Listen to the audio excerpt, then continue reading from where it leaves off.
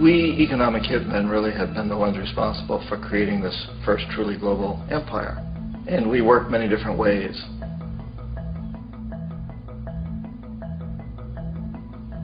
But perhaps the most common is that we will identify a country that has resources our corporations covet, like oil, and then arrange a huge loan to that country from the World Bank or one of its sister organizations.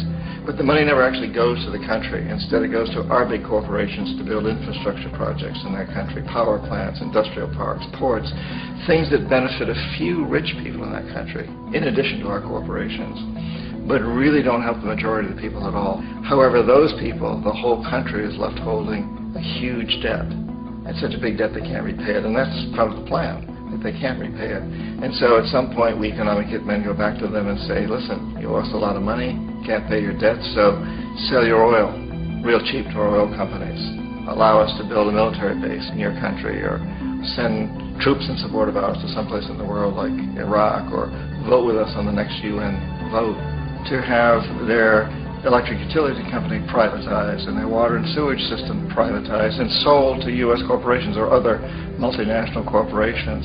So there was that whole mushrooming thing, and it's so typical of the way the IMF and the World Bank work. That you put a country in debt, it's such a big debt it can't pay it, and then you offer to refinance that debt and pay even more interest. And you demand this quid pro quo, which you call a conditionality or good governance, which means basically that they've got to sell off their resources, including many of their social services, their utility companies, their school systems sometimes, their penal systems, their insurance systems, to foreign corporations. So it's a double, triple, quadruple whammy. The precedent for economic hitmen really began back in the early 50s when democratically elected Mossadegh, who was elected in Iran, he was considered to be the hope for democracy in the Middle East and around the world. He was Time Magazine's Man of the Year. But one of the things that he'd run on and began to implement was the idea that foreign oil companies needed to pay the Iranian people a lot more for the oil that they were taking out of Iran. The Iranian people should benefit from their own oil. Strange policy. We didn't like that, of course. But we were afraid to do what we normally were doing, which was to send in the military. Instead, we sent in one CIA agent, Kermit Roosevelt, Teddy Roosevelt's relative. And Kermit went in with a few $1 million and was very, very effective and efficient. And in a short amount of time, he managed to get Mossadegh overthrown and brought in the Shah of Iran to replace him, who always was favorable to oil. And it was extremely effective. Bombs overflow Tehran. Army officers shout that Mossadegh has surrendered and his regime as virtual dictator of Iran is ended. Pictures of the Shah are paraded through the streets as sentiment reverses. The Shah is welcomed home. So back here in the United States, in Washington, people looked around and said, wow, that was easy and cheap. So this established a whole new way of manipulating countries, of creating empire. The only problem with Roosevelt was that he was a card-carrying CIA agent, and had he been caught, the ramifications could have been pretty serious. So very quickly at that point, the decision was made to use private consultants to channel the money through the World Bank or the IMF or one of the other such agencies, to bring in people like me who worked for private companies, so that if we got caught, there would be no governmental ramifications.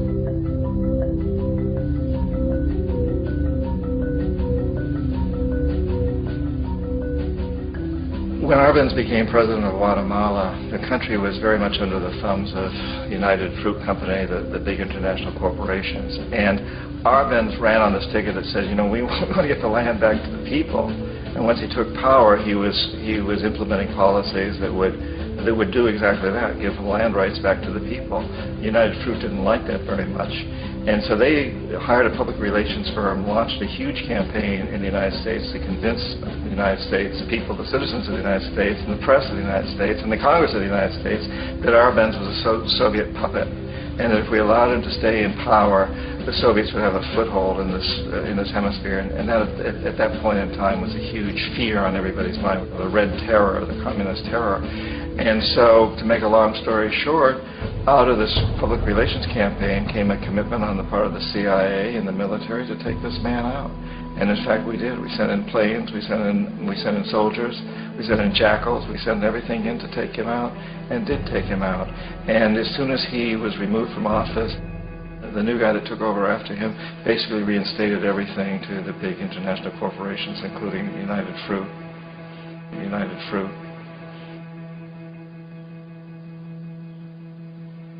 Ecuador for many, many years had been ruled by pro-U.S. dictators, often relatively brutal. Then it was decided that they were going to have a truly democratic election. Jaime Roldos ran for office, and his main goal, he said, as president would be to make sure that Ecuador's resources were used to help the people. And he won, overwhelming, by more votes than anybody had ever won anything in Ecuador. And he began to implement these policies to make sure that the profits from oil went to help the people. Well, we didn't like that in the United States. I was sent down as one of several economic hitmen to change Roldos, to corrupt him, to bring him around, to let him know, okay, you can get very rich, you and your family, if you play our game, but if you continue to try to keep these policies you've promised, you're going to go. He wouldn't listen. He was assassinated. As soon as the plane crashed, the whole area was cordoned off. The only people that allowed in were U.S. military from a nearby base and some of the Ecuadorian military. When an investigation was launched, two of the key witnesses died in car accidents before they had a chance to testify. A lot of very, very strange things that went on around the assassination of Jaime Roldos. I, like most people who really looked at this case, had absolutely no doubt that it was an assassination. And of course, in my position as an economic hitman, I was always expecting something to happen to Jaime, whether it be a coup or assassination, I wasn't sure, but that he would be taken down because he was not being corrupted. He would not allow himself to be corrupted the way we wanted to corrupt him. Omar Torrijos, president of Panama, was, one of my favorite people. I really, really liked him. He was very charismatic. He was a guy who really wanted to help his country. And when I tried to bribe him or corrupt him, he said, look, John, he called me Juanito. He said, look, Juanito, I don't need the money. What I really need is for my country to be treated fairly. I need for the United States to repay the debts that you owe my people for all the destruction you've done here.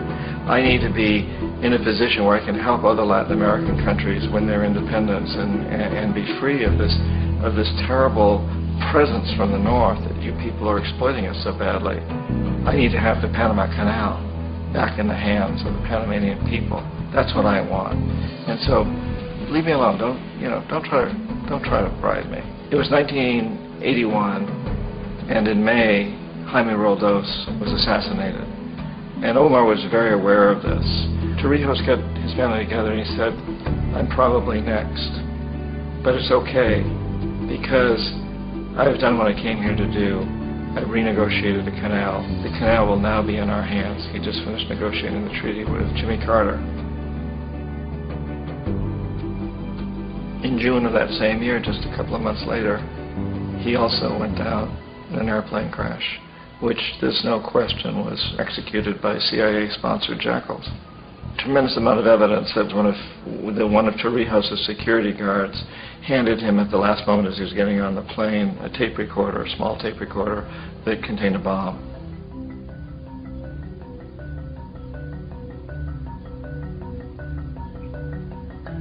It is interesting to me how this system has continued pretty much the same way for years and years and years, except the economic hitmen have got better and better and better. Then we come up with, very recently, what happened in Venezuela. In 1998, Hugo Chavez gets elected president, following a long line of presidents who had been very corrupt and basically destroyed the economy of the country. And Chavez was elected amidst all that. Chavez stood up to the United States, and he's done it primarily demanding that Venezuelan oil be used to help the Venezuelan people. Well, we didn't like that in the United States. So in 2002, a coup was staged, which there's no question in my mind, and most other people's minds, that the CIA was behind that coup.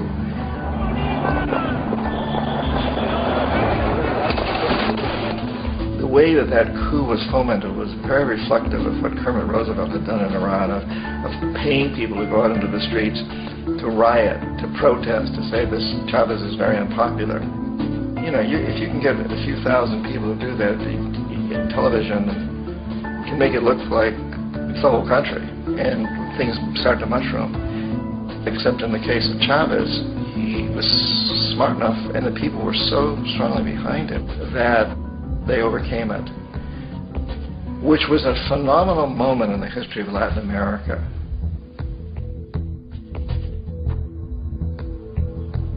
Iraq actually is a perfect example of the way the whole system works. So we economic hitmen are the first line of defense. We go in and we try to corrupt governments and get them to accept these huge loans, which we then use as leverage to basically own them.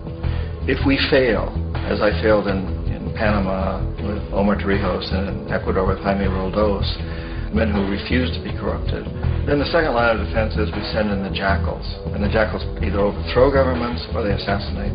And once that happens and a new government comes in, boy, it's going to toe the line, because the new president knows what will happen if he doesn't.